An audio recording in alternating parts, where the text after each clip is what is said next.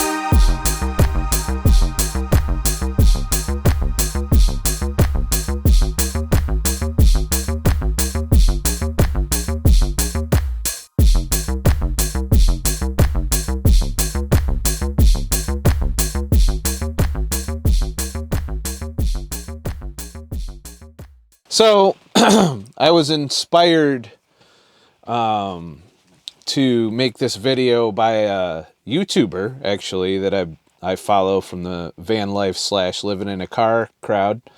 I'll link to her channel down below. Her name's Erin. I don't know how to pronounce her channel name. Outlier. It looks like a play on her name, but she says her name in her videos all the time.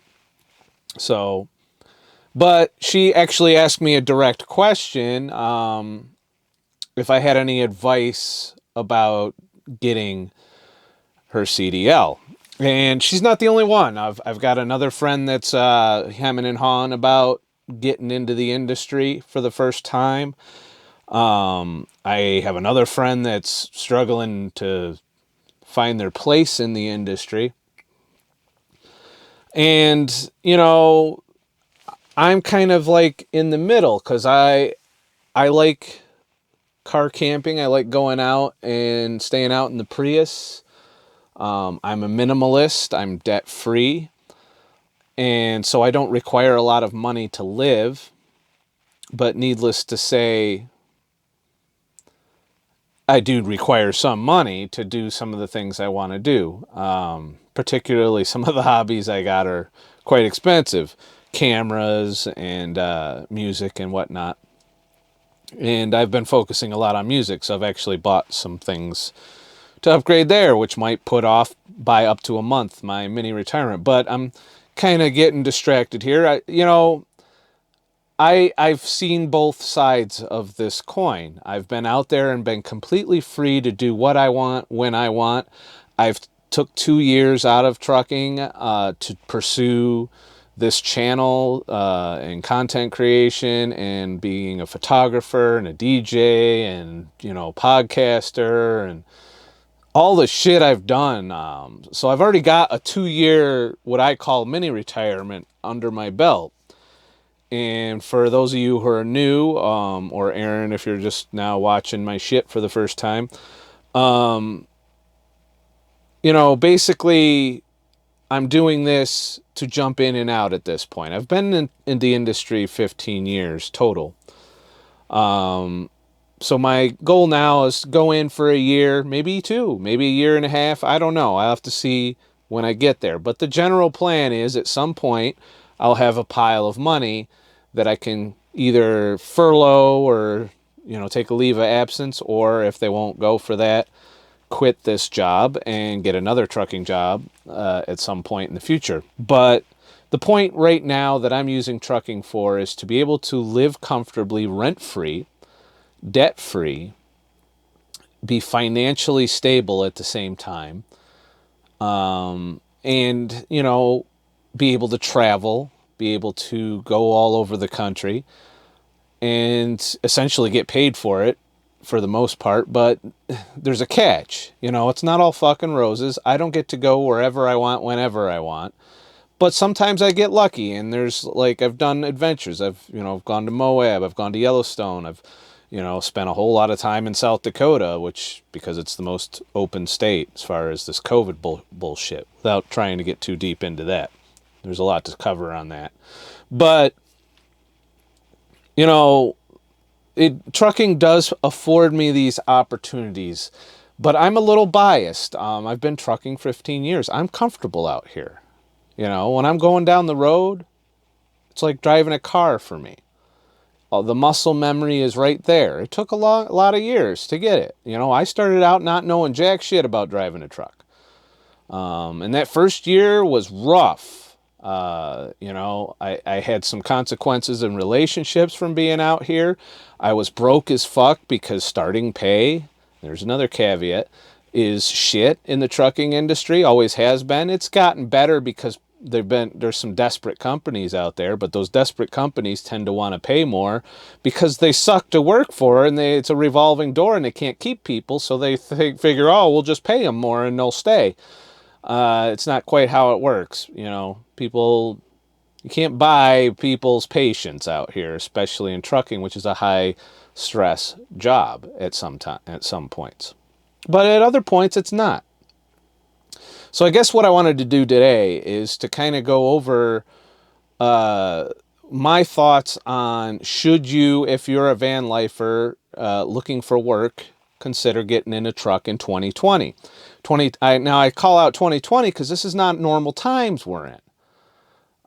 It's a lot harder to be a van lifer out there right now. You know, not all the gyms have been open. They're starting to open finally. So you can get your showers. Lots of campgrounds were closed. Lots of restrictions all over the place.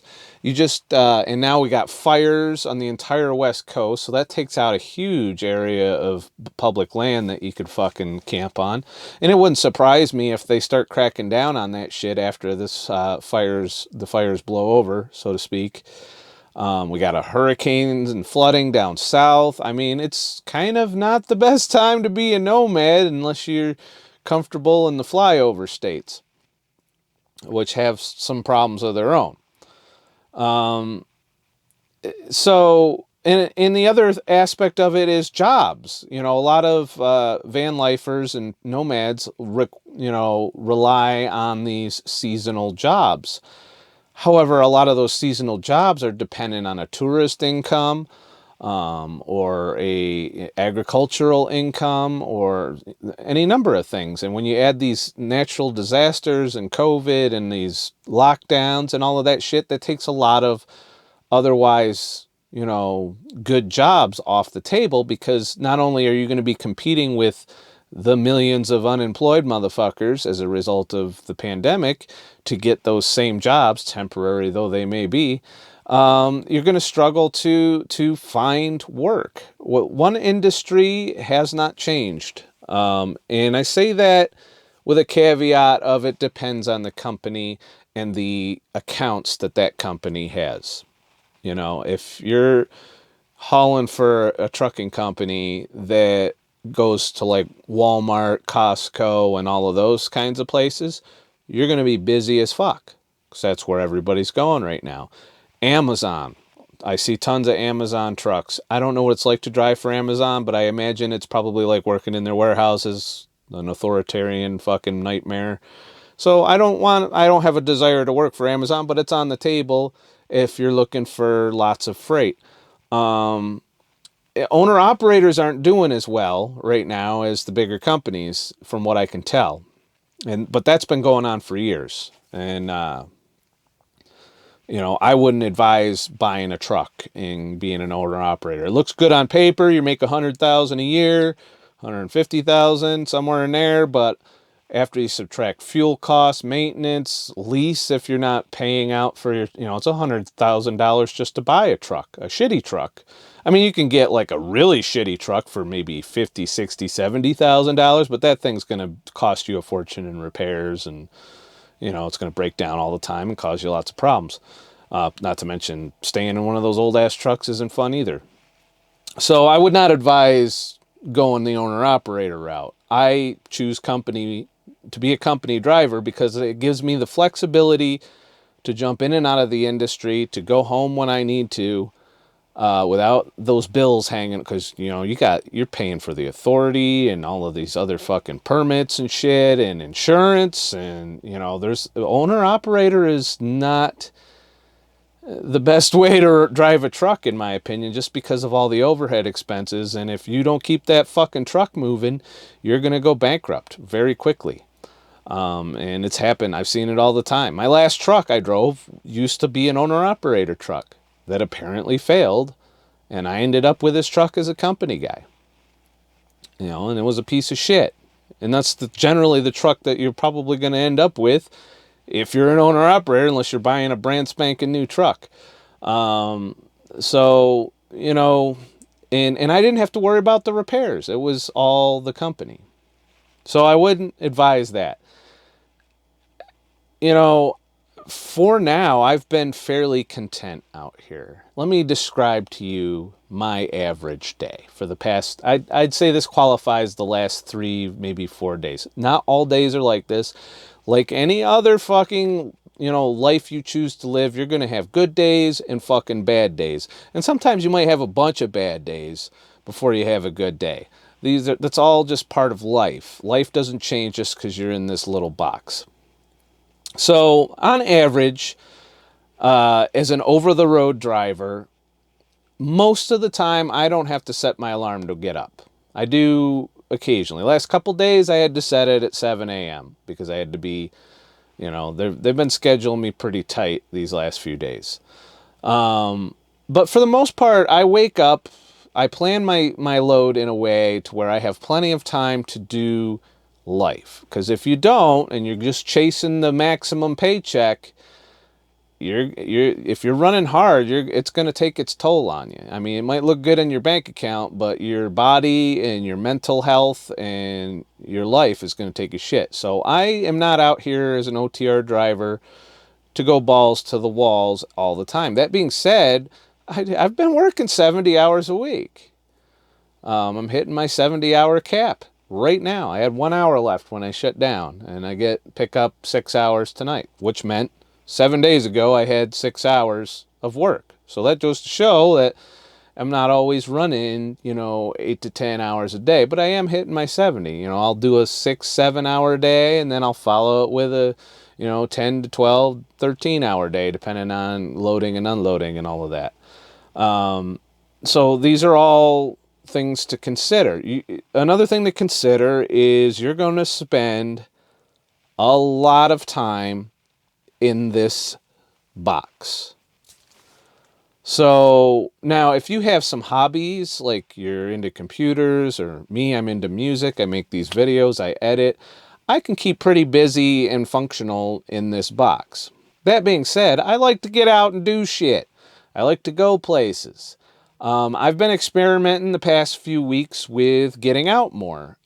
So I've pulled into, I'll look on the satellite map at, a place I want to go, a restaurant or a fucking business that I want to go to. I was shopping for music gear, so my quest for the week had been to get to some guitar centers around the country and see what kind of gear they had. And I'll get into my music setup in another video, but the point is I've been able to get to the place. It's not fun. It's a trucking adventure. And I wouldn't recommend it for a newbie because you got to know what streets you can and can't go into, what parking lots you're going to fit into. And this all comes with experience. So when you first start out, you're not going to probably have an enjoyable time like I am because I'm comfortable. I've done this so many years. It comes natural. It's like riding a bike for me. I'm probably better at this than riding a bike now that I think about it. But, it's not, when you're starting out, you're going to make shit money.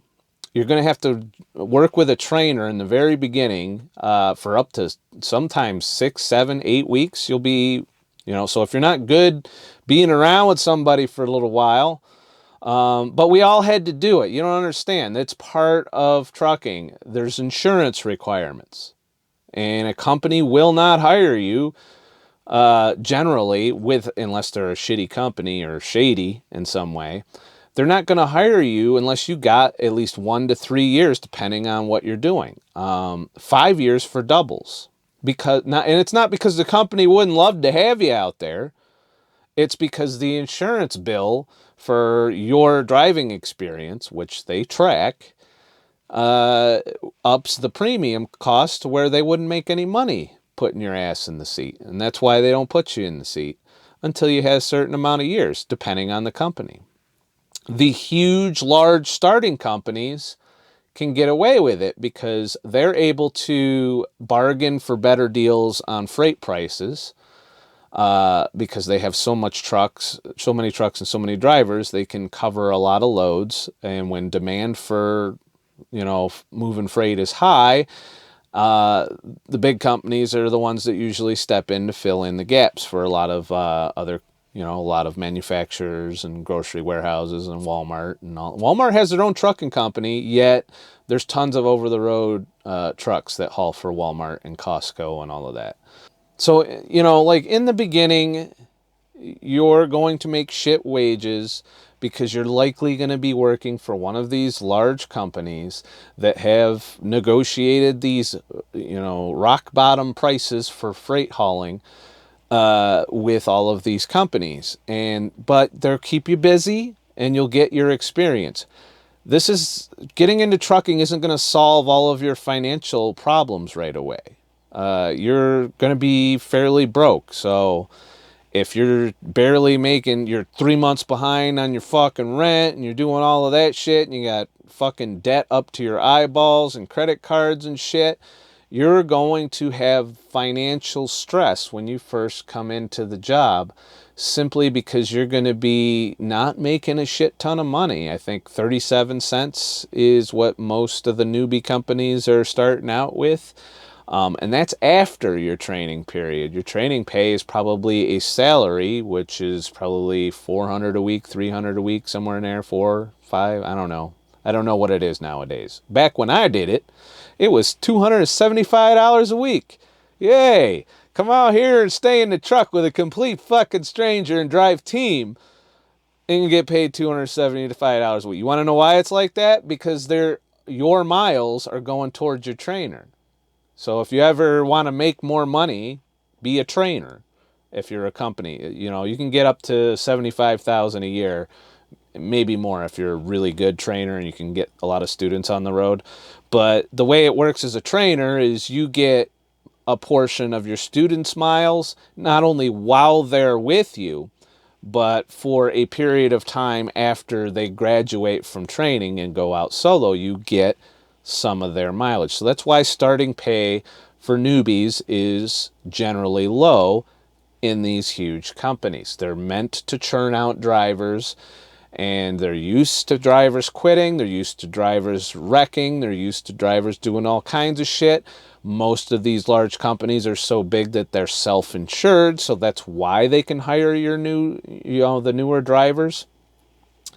And some companies have upped their pay, but those companies tend to not be as fun to work for. And that's like that with anything. If you ever look in the fucking paper for a trucking job and you see that they have a $4,000 or $5,000, $6,000 hiring bonus, I see they're trying to really bribe drivers to get in there because they can't keep anybody. A lot of the shit companies I've worked for in the past, and I've been through probably 13, 14 trucking companies in my career. You look a fucking year later after you left them, and they're offering $5,000, $6,000, $7,000 hiring bonuses. And it's not because, they can't find drivers in general. It's because they suck at keeping drivers happy. This is not a fun job for the average person. You're away from home. You're not going to be able to maintain relationships very well. And if that's your situation and you're a very social creature, this isn't the best job for that. You're not going to, like, there's days where I encounter very few people, like some customers and maybe some people at a truck stop or a store, generally in passing. You know, most of my social life is I talk to my friends on the phone, I message people, I, of course, have you guys on YouTube. And, you know, when I get my home time occasionally, once a month, maybe once every other month in New York, I'll visit my friends and family. But other than that, you're spending a lot of time in this box by yourself. So if you're a van lifer that loves to be social, you'll find that this isn't necessarily, I mean, you can be social out here. You go into the truck stop and talk to other drivers. At least you could before COVID, you know, but you still can. Drivers, you know, truck drivers are used to being alone all the time. They'll talk to you, you know. I see groups of people hanging out at shippers all the time. I don't generally join in because I'm fairly functional by myself. And like I said, I have my social, you know, I'm able to enjoy my social time and enjoy my alone time. And if that sounds like you, then you could probably thrive in a truck. I also don't have anything hanging over me. You know, debt free is freedom. You know, a lot of drivers that get into trucking hate it and they're stuck in it and they're paying for a house they're never in or an apartment that they're never in. You know, having a whole bunch of shit that they never use because they can't bring it out here with them. If you're a van lifer, you might even struggle if you're in a van to move into, because I would say that this is a little bit smaller space than a van. If you're a car dweller, this is a huge upgrade. It's like an apartment compared to my Prius in here. You know, I got this memory foam bed, I've got refrigerator, I've got everything. I've got electricity. Now, granted, I've added some perks to this with the Jackery 1000 and stuff to have extra power, but it's like a small apartment in here, or camper. I would almost say this is RV-like in terms of, you know, I don't have a shower or, you know, but I do have a shitter. You know, I shit in a bag like any other respectable vehicle dweller does. And then I get rid of the bag. I don't keep it in here with me. You know, I pee in a bottle. And I use sponge baths and whatnot, but I also get free showers. That's another thing if you're going from van life to trucking, you're going to be able to get free showers every 50 gallons of fuel you pump, which the company pays for. You not only do you get points that you can put towards like coffee and purchases within the truck stop, you also get a free shower. So every 50 gallons, every fuel stop over 50 gallons, I should say, you'll get a free shower. And even if not, you could go in and ask drivers. A lot of drivers have spare showers because they fuel a lot, particularly ones that have smaller fuel tanks. End up with a pile of showers that they never use because you don't shower every day. Even, though you theoretically could because you do fuel every day or every other day. But you'll get the shower, no problem. And that's also an upgrade from van life. Whereas in van life, you got to have a gym membership or you got to buy a shower for $12. Sometimes as a trucker, I find myself, I don't have any showers on my card and I really want one. So I'll go and pay for one. But that's, I'm debt-free trucker. I can afford that.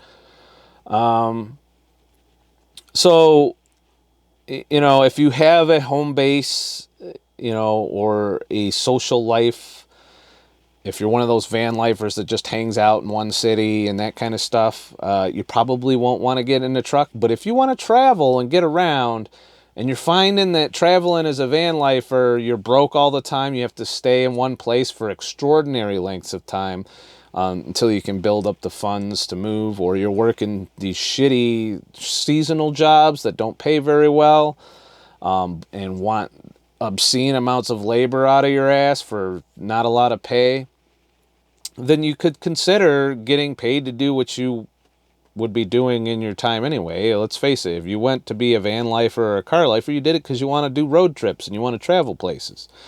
Why not get paid to do it? Yeah, you're not going to go to all the glamorous fucking places in the world, but you'll see these, you'll have little gems here and there. 3 days ago, I was in Illinois. I forget the name of the town, but there was a mall there, and I like dead malls. I'm kind of weird that way. And, I didn't know it was a dead mall. I walked 3 miles to get there. Another thing is exercise, but, we'll come back to that one. So I walked 3 miles and saw this dead, like really dead mall. And I was just like, you couldn't go in or anything. It had a couple of stores on the outside, like a restaurant and like a few other stores that you could go to get at from the outside, but you couldn't go into this building. I don't know if it was because of COVID but it looked like it had been dead a while. And I, walked around it, and I was just like, it was like being in a Walking Dead fucking movie or some shit or TV show. And I really enjoyed exploring that. I would never have stopped there as a van lifer or a car lifer. I just happened to be in that town for the night. And I looked on the map and said, where can I walk to? Because I need the exercise. And, I went for a nice 2-3. I mean, I'm supposed to be a hiker that can go 10 to 20 miles. I think I can handle without a weighted pack, 2-3 miles in a night, And so that's the other thing, exercise. You're going to be sitting a lot. You're going to be chair bound a lot. So exercise becomes a little bit more of a chore. And sometimes at the end of your shift or your however long you drove, like if you pull a fucking full 12, 13, 14-hour day, you're probably not going to want to work out at the end of it unless you're really disciplined. So while I wouldn't go as far as saying you're not going to get a lot of exercise out here, you can get exercise if you choose. I've seen people working out at truck stops, doing little weight things in the parking lot or at the rest areas. I favor rest areas over truck stops, simply because they're a little nicer and a little less crowded as far as parking goes. So it's another thing. You're not always going to find a place to park. Tonight I'm parked at a customer that didn't have the load ready, and they're not coming in until the morning, so there's that.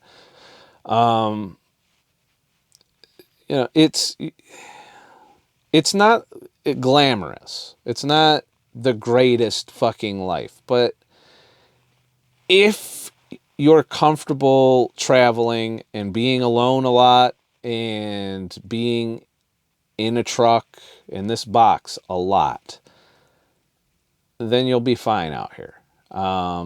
If you come out here with some kind of expectation that everything's going to be fucking glorious and great and perfect, and that, it's not. It's just not. But nothing is. Van life isn't perfect.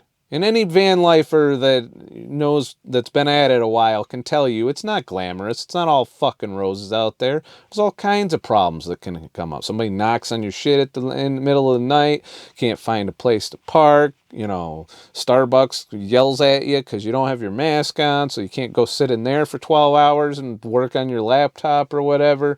There's all kinds of shit that can go wrong. Maybe you run out of money and you just can't fucking do anything cool except maybe stay in a Walmart parking lot or some shit. Or the weather doesn't cooperate and you're stuck in your little vehicle, which if you're a van or a car lifer in particular, you don't generally spend shit tons of time in your vehicle. You need to get out to live. You live out of your vehicle. You don't sit in it. That being said, my Prius is fairly comfortable to sit there on my laptop or play music in with my setup. So I'm able to do that. But in here, I could sit here all day. I just close the curtains and I'm in my own little fucking world. I generally do close the curtains a lot just because I don't want people staring at whatever I'm doing in here. I do have some expensive shit out here with me that I don't necessarily want to advertise to everybody by leaving my fucking curtains open. But, there's going to be times when, in the winter particularly, where you probably will spend the majority of your time. And that's what I've been gearing up for, actually, as winter approaches. I have made the commitment to learn and improve my musical skills, and particularly in terms of piano, keyboard, that kind of stuff. So that's what I'm working on. I'm watching tutorials and playing my keyboard, and I've got it's my synths, and I've got my Akai Force, and I've got Ableton, and I've got all kinds of stuff out here to make music. And I also make these videos. That's what I do with my spare time. I watch YouTube a lot too, you know. Sometimes I don't feel like doing any of that shit. I'll just mount my phone on a magnet mount, and it's Bluetoothed into my speaker system, and I watch shit. If I want to watch a movie on a bigger screen, I do it on my laptop and run it to the speaker system. You know, I've got it set up to be fairly comfortable when I sit. Not to mention, I'm able to control the environment very well in here. Another thing that is a big upgrade from VanLife, I'm comfortable when I go to bed. You know, below 70 degrees, I'm not able to idle the truck all night. I can just crack a window and throw a fan in, and I'm good to go in that temperature range. Above 70 degrees, I can turn the auto idle on, and it'll run the air conditioner periodically and keep it cool in here. You got to get used to sleeping where the truck starts itself and stops itself every now and then. Not all trucks have that. Some have APUs, though, which are little generators in the back that'll run your AC. You know, it depends on the company you work for. The truck comes with an inverter and a fridge. A good fridge, too. It has a freezer in it and everything. But if you don't have a truck with that in it, you can obviously, like I did in the previous truck, buy a fridge, you know, like a Domatic or something along that lines. And you'll be able to afford it because you're making money out here. You know, I cook my meals in here. I generally eat in a restaurant once, sometimes twice a week, and sometimes a cheat meal. But for the most part, you guys seen what I've cooked in here. I cooked in here, you know, I cook my ketogenic meals here on the truck. I eat my ribeyes. I got my Halo Top ice cream out here now. I've got, you know, my ground beef for my, you know, pasta dishes. So I'm really good at just eating on a budget. Like, I spend, I think, about anywhere between 80 and 120 a week on groceries, and that feeds me. But I generally eat one meal a day, sometimes a snack. Like, and a snack consists of maybe some nuts or, you know, one of those fucking Quest keto cookie things, you know, or maybe an ice cream, you know, low carb ice cream. So, you know, these are all things I do out here. And I've slipped into a routine out here, and I'm fairly comfortable. Every once in a while, like, my routine gets fucked up. But I'm working towards a goal. And since I don't have any bills, the only thing I do is, like, if I buy shit, that delays my plans a bit. And I have bought shit. You know, I've bought a better speaker system, portable speaker system for my music, because I need to be able to hear my mixes without blowing my ears out with the fucking headphones. And I bought a keyboard controller, a new one for my music setup, and it's a nice one, so it was kind of pricey. So that set me back a little bit, but I made that conscious decision. So next year, the plan is, after a year, I said I'd give this job a year at least. Maybe more. I don't know. We'll see when I get there. Maybe I'll be stupid and spend more money that I shouldn't have spent. But my plan, like I said, is going to be mini retirements where I work for a while, I work for a while, I work for a while, I pile up money that whole time, and then I hop in the Prius and go do what the fuck I want to do, or even go international if we ever get to do that again, you know. So those are all things that are, you know, that have me out here. But it's, you know, you're going to run into problems. You're going to have people try to kill you on the road all the time. You're going to have customers that their head is 100% in their ass, and they don't know what the fuck they're doing. Like, I'm at one of them tonight. The customer, I get here, it's supposed to be an after hours pickup. They give me a pickup number. I go to a fucking mailbox to see, you know, where's my bills. You need the bills for your load. I find some bills, but the pickup number wasn't quite right, but the destination was the same. So I'm like, well, maybe this is my load. But lo and behold, another driver comes, and that was his load. So there was only one load in the fucking thing. So now I'm stuck sitting here all night. Thankfully, I could park here tonight, which really works out good because the truck stop was looking full when I drove by it. I'm in Arkansas, by the way, right now. And I'm stuck here. I'm in a parking lot. But because of the way I got the truck set up, I'm perfectly fine. I closed the curtains. I have everything I need. I could stay here for a week, maybe longer if I had to. Hopefully I don't have to. I do get paid for sitting. I will get detention pay for getting stuck here tonight. So I'm getting paid right now while I'm making this video.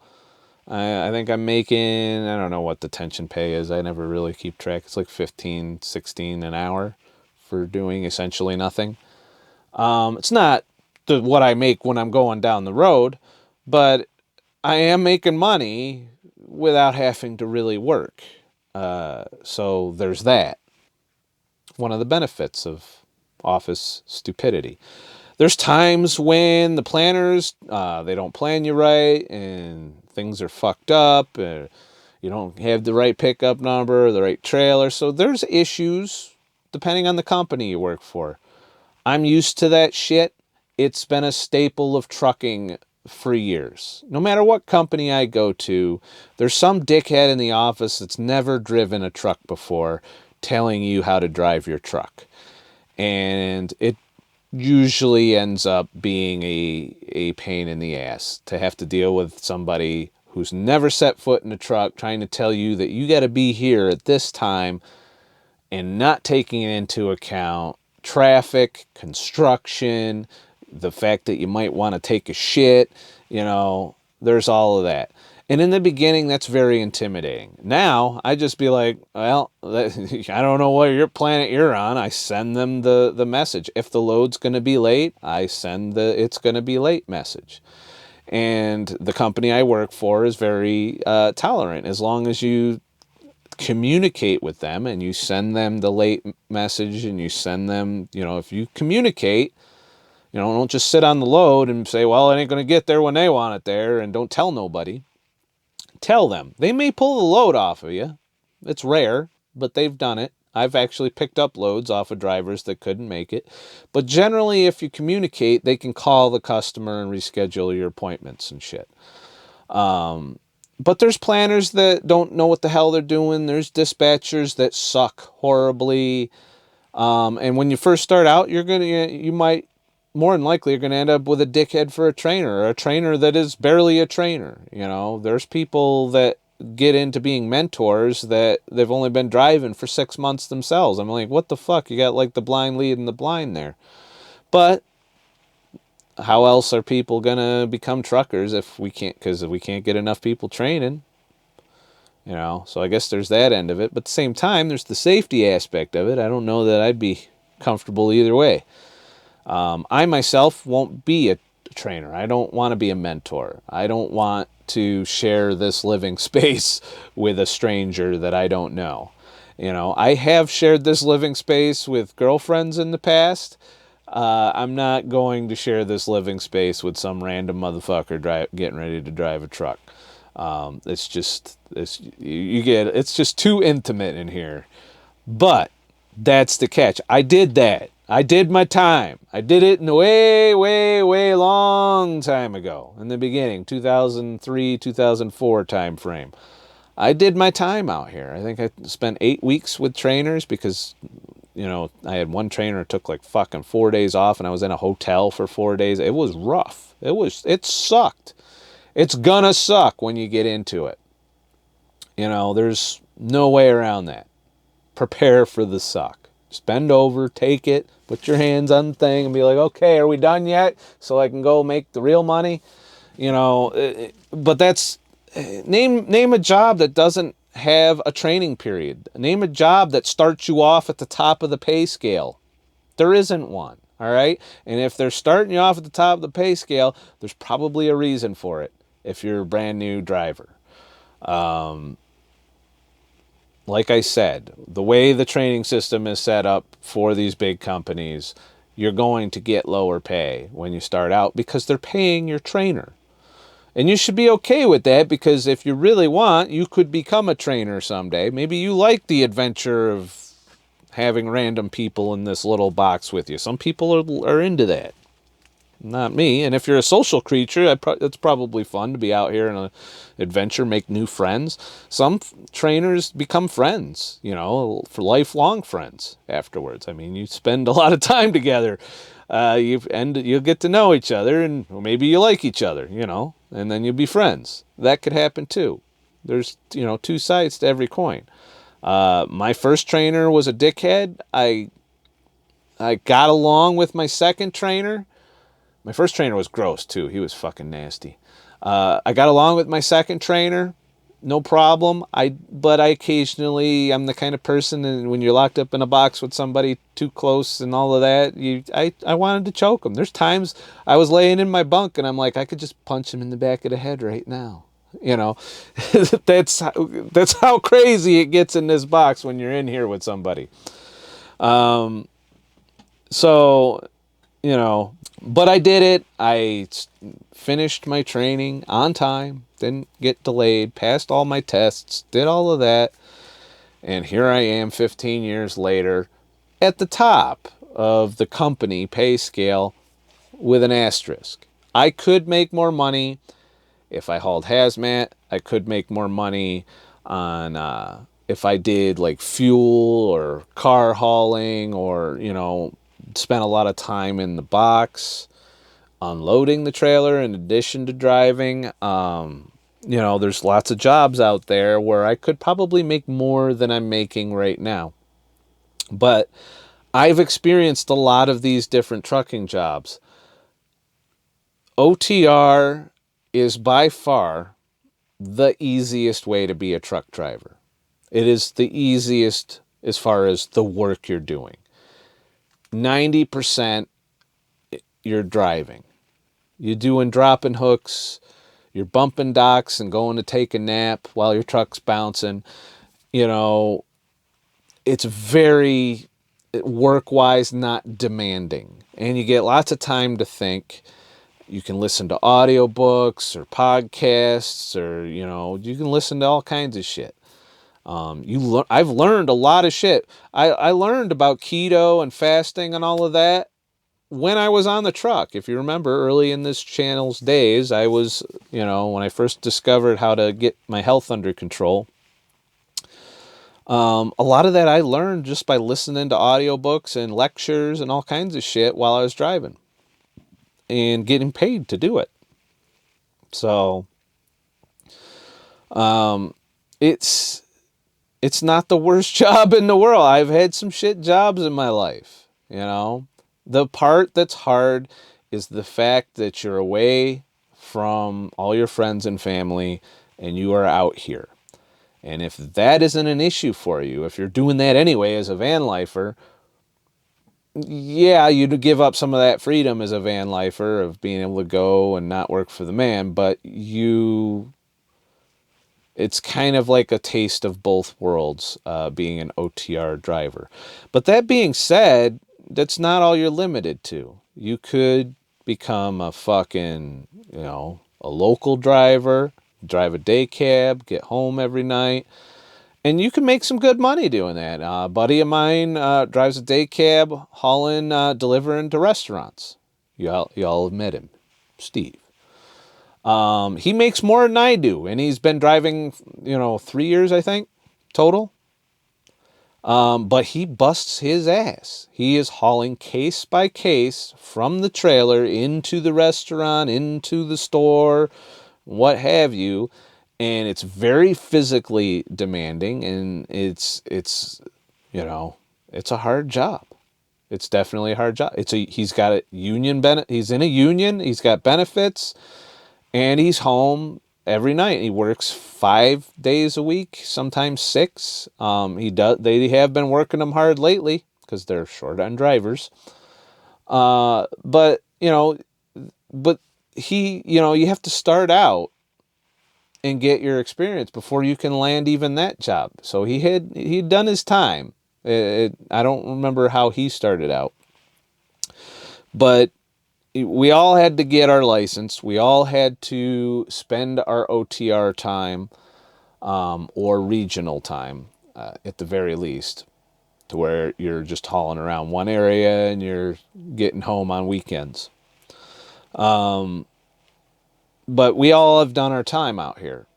And after 1 to 3 years, these other jobs open up, particularly ones that have higher insurance requirements or will hire you. Or really good companies are picky on who they hire. They don't want people with attitudes. And don't come in with an attitude. If you're getting out here with an attitude, your attitude's going to get worse. You know, I did it. I had fucking attitude. And for some of you that have watched my channel beyond the keto stuff, back when it was just a trucking vlog, you know, and you probably still see a little bit of that attitude now. But I've leaps and bounds improved from back then. I even did a video on contrast between then and now.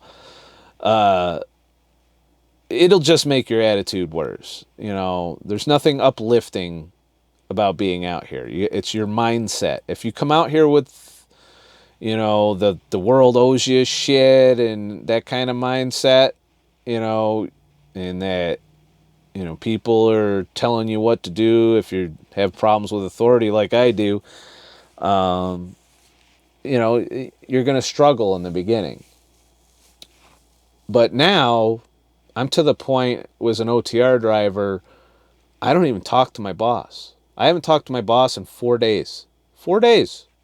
And I think the last time I talked to my boss, I sent one message. Why?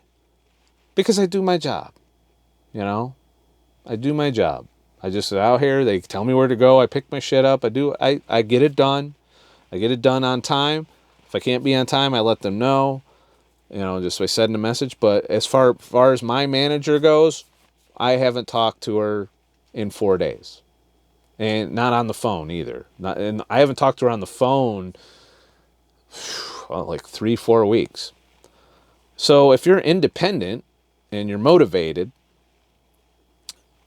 that, you know, then you don't have to, you're your own boss, essentially. You know, I have a boss, but I'm my own boss. I determine what loads I accept. I determine where I go. Now, they get pissy if you're turning down loads. So don't just go turning down loads. I accept any load I believe is viable, unless I'm bumping my 70 and they try and send me to some place I really, really don't want to go. That's about the only exception. And if they try and do that, I'll be like, look, I need to take my 34-hour break. I'm out of hours, you know. And I could do that now if I wanted to.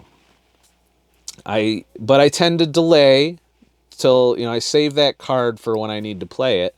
So if I'm picking hours up, as you get hours back 7 days after you work them, you know, if I pick hours up, I'll keep going. And I generally run to where I can do that, to where I don't need a 34-hour reset. But I always have a 34-hour reset in my back pocket in case there's a load I don't want to accept. But at the same time, you're not making money doing that. You ain't making money rejecting loads. And, you know, you can't come out here with an attitude. If you come out here with a fucking attitude, it's just going to get worse and you're going to quit. I've seen it. You're going to keep quitting. If you come out here with an open mind and you accept the conditions that you're going to be in are not ideal for life, or health for that matter, then you'll be all right out here.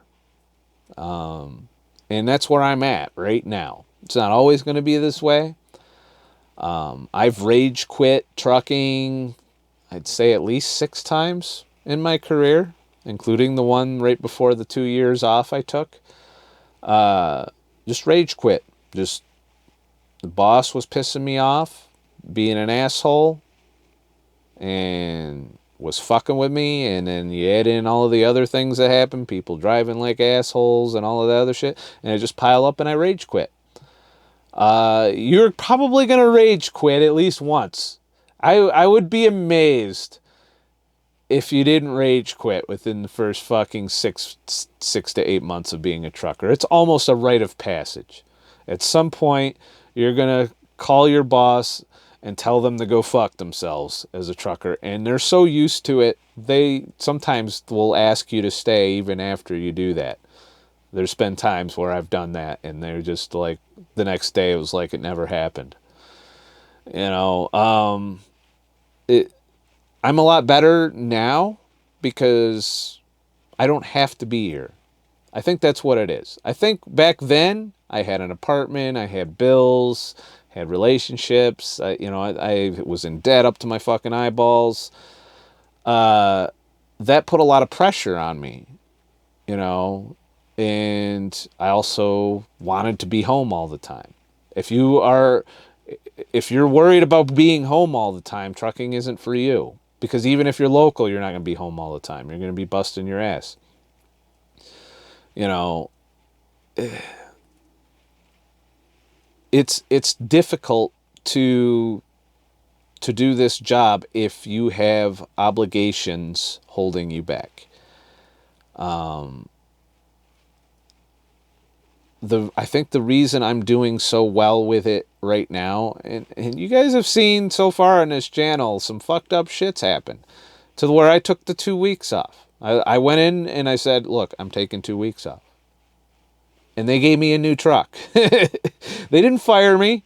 Named me a job where you could go into your boss and be like, I've only been working for y'all for 6 months, but I'm taking 2 weeks off. This is not negotiable. And that's all I said.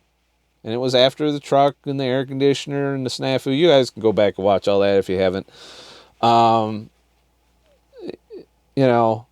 took my 2 weeks. They gave me a brand new truck when I came back.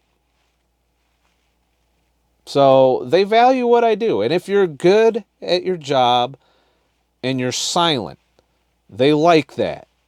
Your manager, if you never have to bug your manager for shit, loves that.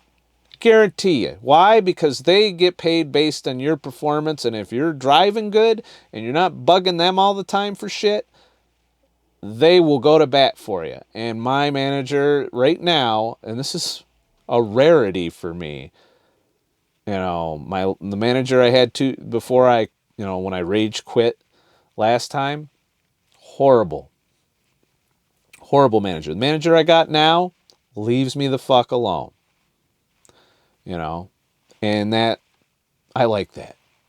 Doesn't fuck with me, addresses the concerns that she can address.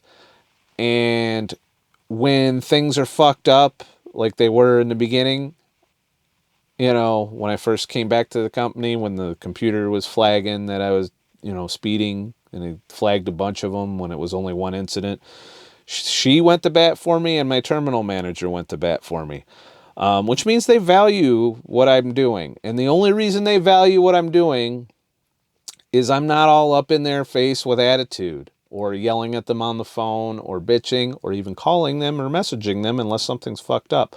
I have expressed some discontent to my driver manager, but I did so in a respectful, kind of way. I wasn't taking it out on my driver manager. If you take out your frustrations on your driver manager or the planners, they can make your life rough.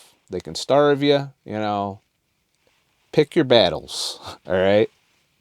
But at the same time, be in a position of power. And a position of power is, I could quit this job tomorrow and I would be just fine. That's a strong position. You might not be into that when you first get into trucking, but you could work your way to that. To where you don't, you're used to living in vehicles, especially if you're a van lifer. You're used to that. You could go right back to your vehicles sitting in the parking lot at the terminal. You can go back there and pick up where you left off.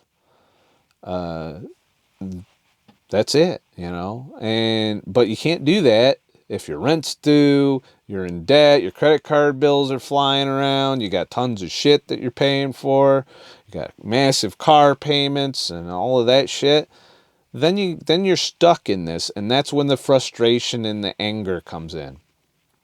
And I think that one of the reasons I've been fairly calm out here for the past month or two, ever since I got in this new truck pretty much, is because I don't have anything hanging over my head. I'm doing my thing. I'm saving money. I'm going to work through the winter, and I'm enjoying my time when I have free time. Like, I'm making my music, I'm doing my karaoke thing. I get time off in anywhere I want. I can go to any state in this country and take time off. South Dakota's my preferred one right now just because of the pandemic, and all the fires and all the other bullshit going on, and the riots and shit. So yeah, I have limited choices right now, but that's not because of my job. If I wanted to go to Texas, I could. If I wanted to go to California, I could. I don't want to do any of that. But, that's the perk of this job, is free travel wherever I want to go. And then I just rent a car when I'm there, or get Airbnb. You can take Uber. A lot of the shit that you got now, you guys are spoiled starting out. I can literally go to a city or a town that has an airport or a car rental place, park the truck at the truck stop, Uber over to the fucking car rental, and then go to, that's how I went to Yellowstone. I parked at a truck stop in Montana that was literally I could have walked to the airport. I took an Uber to it, but I could have walked. I rented a car, grabbed some stuff, cameras and backpack and shit, and drove to Yellowstone and did the loop. Had 2 days there because I took my 34-hour break. And it was one of them ones where I was, oh, look at that, I'm near Yellowstone. What a great time to take my 34-hour break that I've been waiting to take. That's why I always keep that in the bank. And I got 2 days in Yellowstone, and I was able to afford it. I rented the car. I stopped at the little tourist town, which was semi-open, but not all the way open. I saw lots of shit that I never thought I'd ever get to see, to be honest with you. And it was a spur of the moment, I'm passing pretty close to Yellowstone. And if you're paying attention to where you're going and your time frames and all of that, you can occasionally have those. But it's not going to be all the time. And for every trip like that, there's entire 1 to 2 months where I don't see anything but Walmarts, truck stops, and customers. And pretty sights sometimes driving down the highway that I can't stop and appreciate. Lots of rest areas.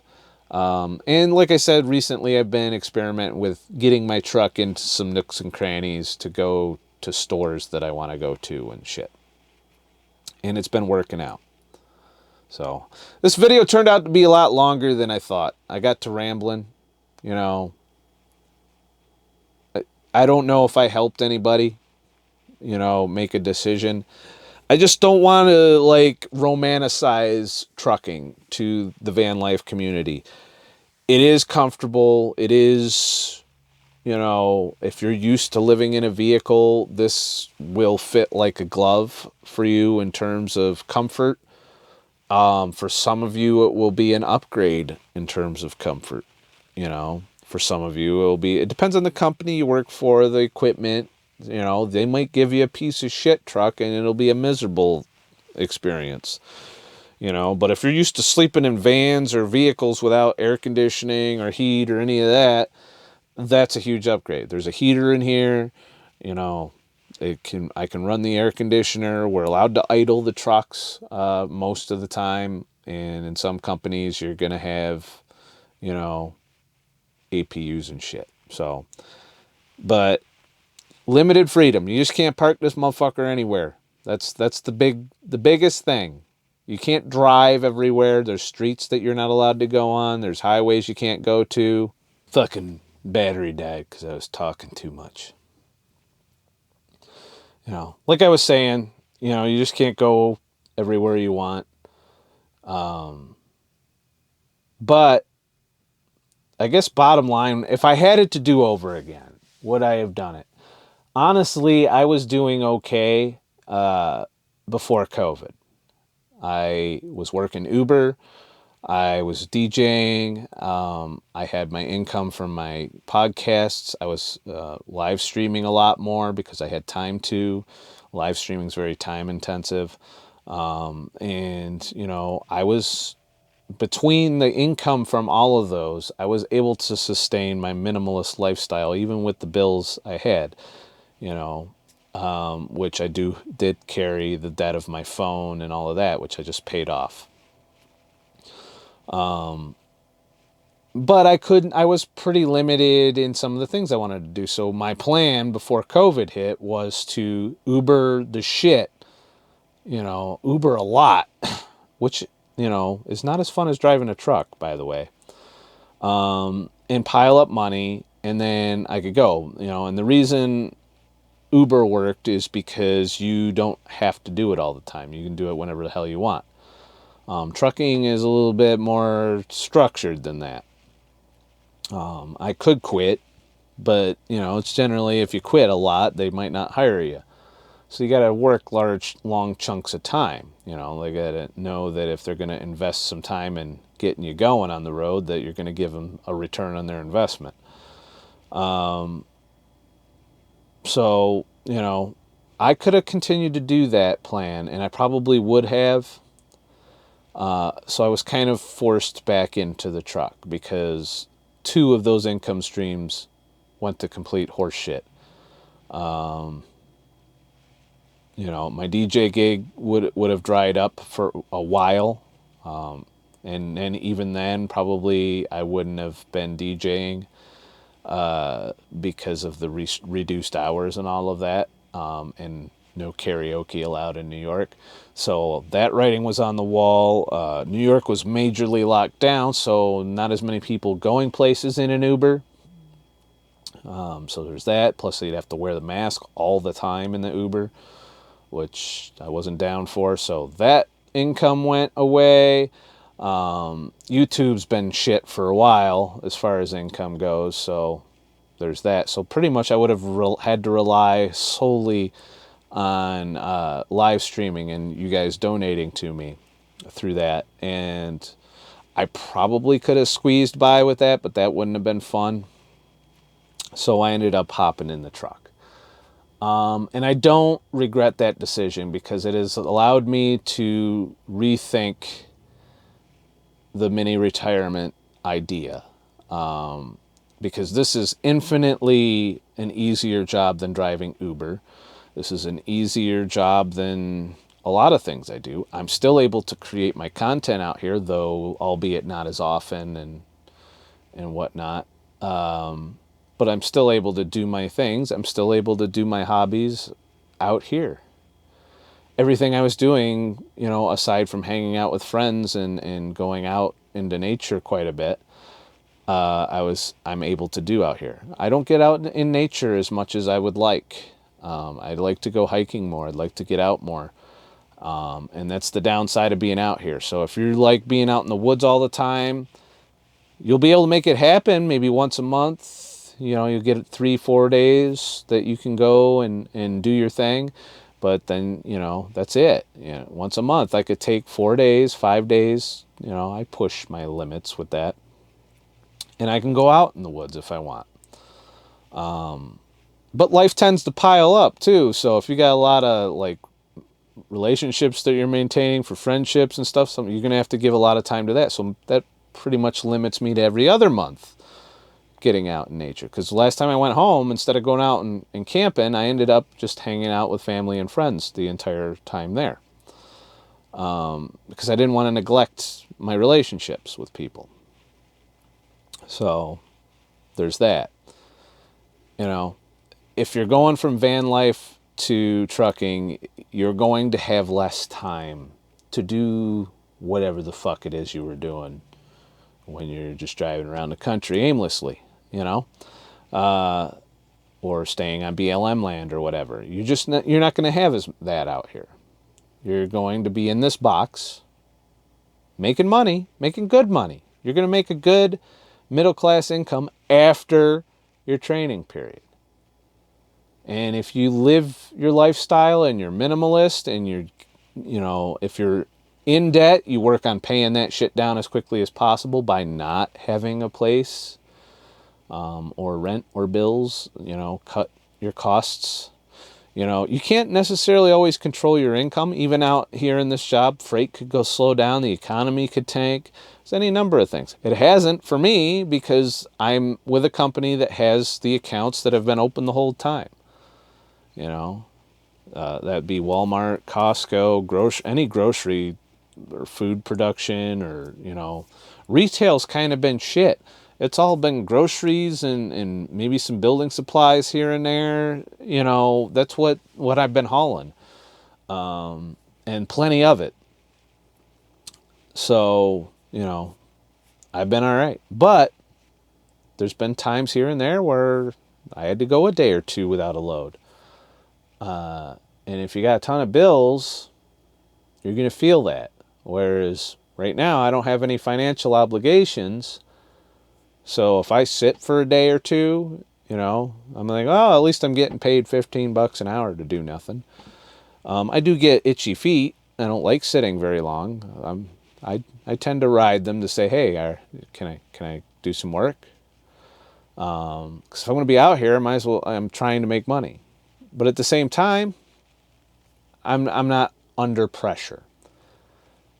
And if you're under a lot of financial pressure and you get into trucking, you won't find relief for that pressure in the beginning if you're brand new.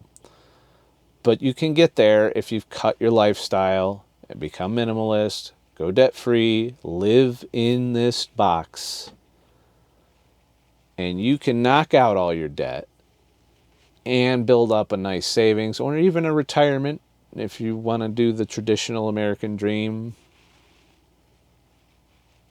Me, I'm going to pile up some money, take a mini retirement, 8 months, do what I want, hop back in, pile up money again, year, maybe 2. Maybe I'll have gotten a lot out of my system during that 8 months and I'll be ready to spend a couple years in the truck. I don't know. I can't predict the future. It really boils down to what your goals are, what you're willing to live with, how much financial and maybe other pressures you have that's forcing you to work. It's pretty easy if you come out here with no bills, no rent, no real thing holding you back. You'll have shelter. You'll have, showers.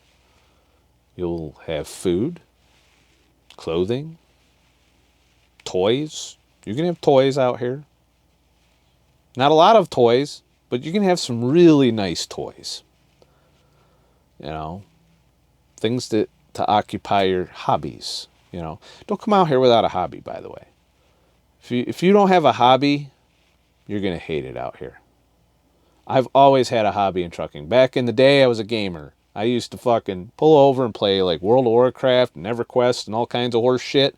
I don't game now. I've got games. I never game now. I fucking pull over at the end of the day. I'm either working on a video, or I'm working on my music, or I'm practicing, or I'm learning, or I'm watching shit. That's all I'm doing right now. I haven't even gamed in a while. I've got 4 games out here with me that I brought specifically because I know I'm going to be spending the winter out here, and I probably won't play them. I don't know. But have a hobby. That's another piece of advice. If you don't have a fucking hobby, and all you're doing is delivering and driving and sleeping and driving and watching shit and driving and going on Pornhub and that shit gets old. You have a lot of time for your mind out here. You have a lot of time to learn. I learned to be a photographer, and I was a semi-successful photographer. Entirely on the truck. I took what was a passing maybe a little bit of talent that I had, and I harnessed that by learning everything I could about photography. You know, this is just an example of something you can do. I learned how to take photographs. I learned how the equipment worked. I learned cameras. I was able to buy cameras. This was all while I was trucking before the 2-year break. And I actually did try and quit trucking once before to start a photography business, but it didn't work out. But I made money as a photographer. Not only did I make money as a photographer, I made enough money to buy the expensive ass gear that I was using in full and make a profit. And it's the same thing, with my video cameras and all of that shit. Everything I do, I can make money at. That's the other thing. When I pull over at the end of the day, I enjoy making music that has a potential to bring income. It already brings a little bit of income. When I throw a fucking music video on YouTube, I get a little bit, I get like $1. It's like $2. But I'm having fun and I make a little bit of money, and that shit adds up over time, you know? The shit doesn't go away. People will stumble on your fucking shit. 3 years down the road, you'll forgot you fucking made that shit, and all of a sudden people start watching it. I got videos like that took me like 20 minutes to make, and yet I'm still making money on them. Not a lot, but I've always got income. Like, I'm earning money when I sleep because I monetize all my hobbies. But you can only do that if you learn. And trucking provides an opportunity for you to learn. So don't just be out here grinding away and then wasting your time all the time. Listen to audiobooks. Learn some shit. I learned how to be a minimalist while I was in a truck. I learned photography while I was in a truck. I developed this YouTube channel while I was in a truck. I've done so much while I was in a truck that I would not have been able to do if I was, doing something like Uber, or something like that, where I'm pretty much, when you're working, that's all you're doing. You don't have no room to fucking do anything else. But when you're trucking, your brain is fairly free. I mean, it only requires maybe a little bit of your brain to keep this fucking thing between the paint and go down the highway. So you could be listening to all kinds of shit and increasing your skill set. And then at night or at a customer, you're fucking stuck at a customer or shipper, start doing tutorials, taking tests on things. Or in my case, right now, I'm focused on music. So when I get done with this stint of trucking, I'll be fucking making music and I'll probably be good at it. Better than I am now. I'm not good at it now. I don't think I'm good at it now. Some of you like my music, though. But I'm taking the time to learn while I'm on this truck because I have that time. Not all the time. There's a lot of times when I'm just sitting there driving, but I'm listening to shit. I'm learning shit. Like, I'm listening to fucking people talk about music gear and music tutorials and music production and tips on, how to produce and stuff like that, and listening to tutorials about that.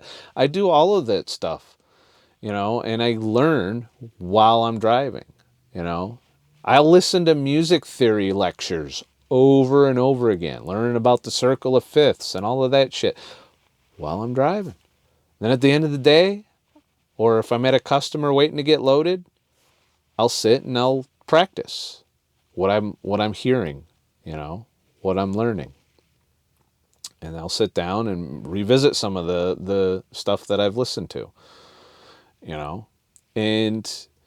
but I'm always soaking up a bit of knowledge. I soak up podcasts and, talks and Tim Pool and, stuff like that to keep up with things. But lately I've spent a lot more time just listening to stuff about synthesizers and stuff, music and, master classes and stuff like that. Take the time to increase your skill set so that you don't just have one income stream in your life. I have more than one income stream. I actually have 3 right now. I have YouTube. I get maybe $300 a month from YouTube. Sometimes 400 if I do like some extra live streams and stuff. So I've got that income coming. I still get royalties on my stock photography that's floating around out there. I haven't put out a stock photo in forever, but every so often I'll get 30, $40 out of that, and that's about it really in this income. But I'm developing skills. I've got stuff on LBRY. I got LBRY income coming in too. I haven't really count that because I don't cash that out very often.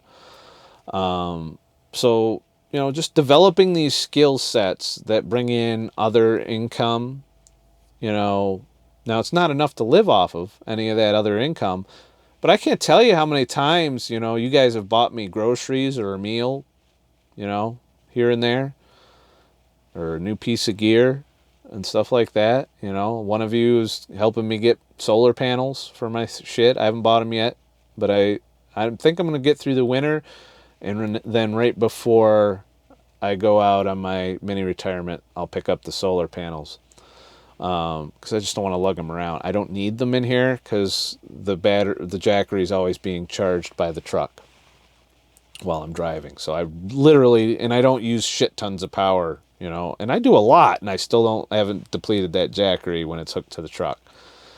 So I've got plenty of power out here without solar. So there's that. But if I had to sit for, a week, I probably would be struggling. And then them solar panels would come in handy. But thankfully I don't sit very much. So that's it for this fucking video. I don't know if I helped y'all make a decision. I just wanted to give you my thoughts. So far, being an over-the-road trucker again is working for me. I'm doing my thing, living my life, and the world's fucked up right now too.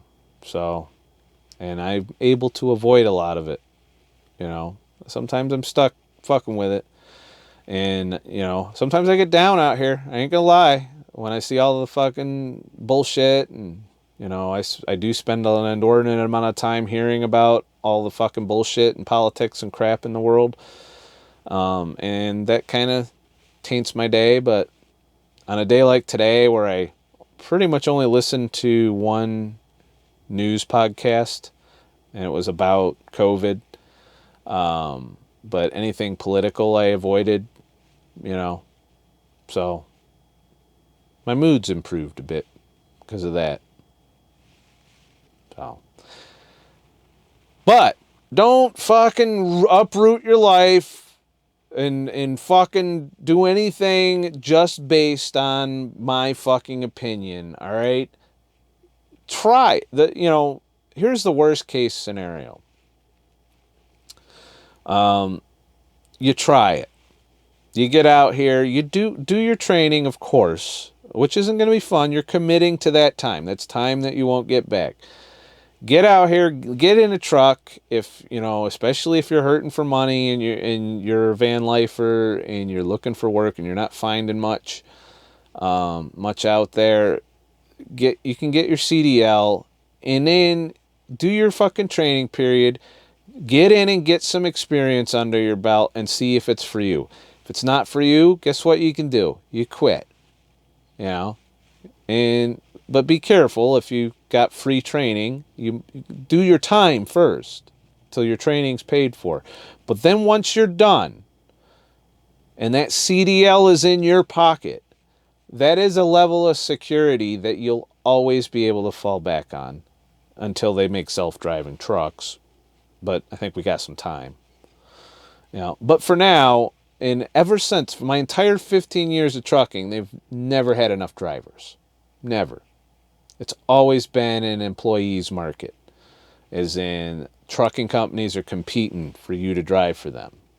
That means better pay. That means lots of bonuses, that kind of shit. I'm getting an OTR bonus myself right now. I get, I think, an extra couple $100 if I go over 2,000 miles in a week on top of my normal pay. And that's an incentive to keep me as an over the road driver. There's tons of stuff like that out here because they don't have enough drivers to meet the demand.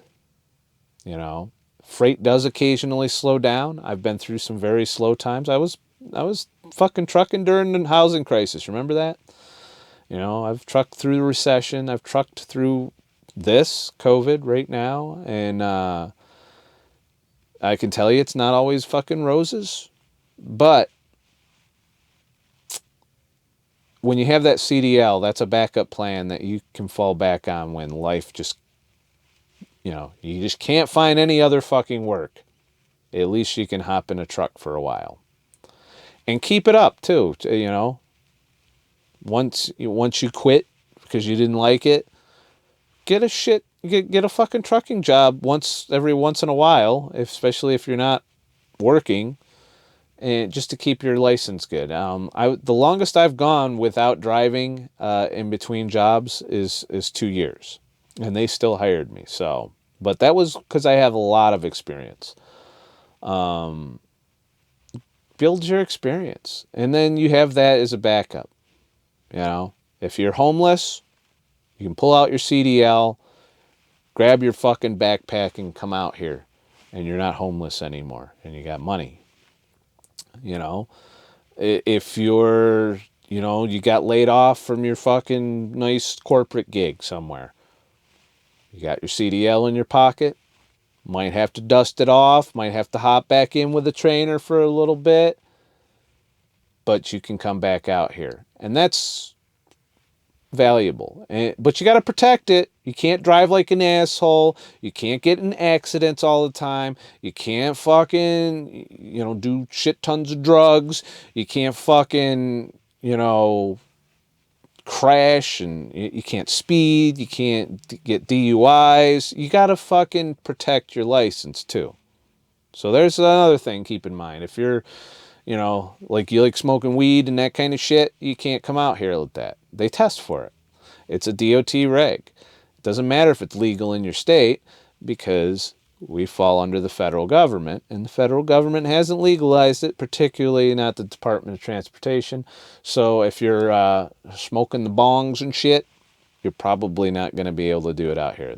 They do hair, they do fucking pee. You can't come out here. Straight up till you clean. So clean up. If you're looking to get into this and you happen to smoke weed, you need to get cleaned up before you come out here. You know, just can't do that out here. And I don't think that'll ever happen. I don't think we'll ever be allowed to do weed as truck drivers. So it's a sacrifice. Can you deal with that? I think that's it. I think that's all I think I've covered all the bases. Lifestyle, it's pretty much the same with less freedom, but more money. You're trading freedom for money. No matter what you fucking look at, any job, you're trading your time for money. Ask yourself if what you're getting paid is worth the time you're giving up. That's it. That's the bottom line. That's with any job, not just trucking, you know. Is the money worth your time? Because you don't get that time back. All this time I'm spending in this box, it's gone. You know, if I drop dead next year from COVID, well, guess what? I wasted all my time in this box. Nah, not really. I learned some shit out here. I'm doing some shit. And I got to do a lot of things that I didn't get to do in the last 2 years that I wasn't in a truck. And I had the opportunity to be out, and I just didn't have the money to travel. So there's that. But then again, I did do some pretty awesome things while I was off for 2 years, so there's that. But I do miss, the things I miss the most from being, you know, minimalist, not in a truck, is the ability to say yes. You know, I do miss that. Like a friend wants to go hang out, wants to go on a hike, wants me to come over, I can say yes. I miss that. And you're giving that up. You know, you can't just be there. Your relationships will suffer for it. And if they're not strong relationships, they might not make it through. So that's the other thing to keep in mind. But I've talked fucking long enough. This is a long-ass fucking video. So, please, like and subscribe for more shit. And I'll make more shit. Also, when I ever do get to live stream again, sign up for my free email list at ScottTheTruckDriver.com, and I'll keep you informed when I go on dlive for karaoke, or if I do other live streams, they'll be here on YouTube. And I don't know if the YouTube notification system works very well, so I'll probably send out an email for those when I don't do the short notice ones. Sometimes I just flip my fucking phone on. I'm like, hey, how you doing? And also when I post exclusive videos on LBRY, I'll send out an email. So pays to sign up for my free email list. And plus, if Susan ever censors my ass, that's going to be where to go to get the info on wherever my new platform may be. So I always have that backup plan as well. But that's it. Don't do anything based on just what I'm doing, you know. Just keep in mind, it's not all fucking glorious out here. But it's better than a lot of other fucking jobs, that's for sure. Like, I would hate to work any job in New York right now because Cuomo would have his fucking fist up my ass telling me I gotta wear a fucking mask fucking 14 hours a day in my job. Fuck that shit. You know how many times I put my mask on today? Twice. I put it on once for fucking 6 minutes to walk from my truck into the truck stop shower. And then I took it off. Just because I was in the morning, I didn't want to fucking deal with anybody's bullshit before I had my coffee. And the second time, oh shit, I fueled, and then I went in to take a piss and wash my hands. And so I put it on there. 2 customer deliveries today, no mask. No mask. Wasn't asked to do it, and half of the employees at the places I delivered to, no masks. 50. Oh, and one more thing. There's a town, I'm not going to name it, I don't want to call it out and blow their shit up. But there's a town in Oklahoma where I walked into the Walmart to replenish my groceries and I didn't have to wear my mask because 50% of the motherfuckers in there weren't wearing masks. 50% maskless in this Walmart. I was like, oh my God, there's still a pocket of fucking freedom here. I gotta go. Have a nice motherfucking day and shit.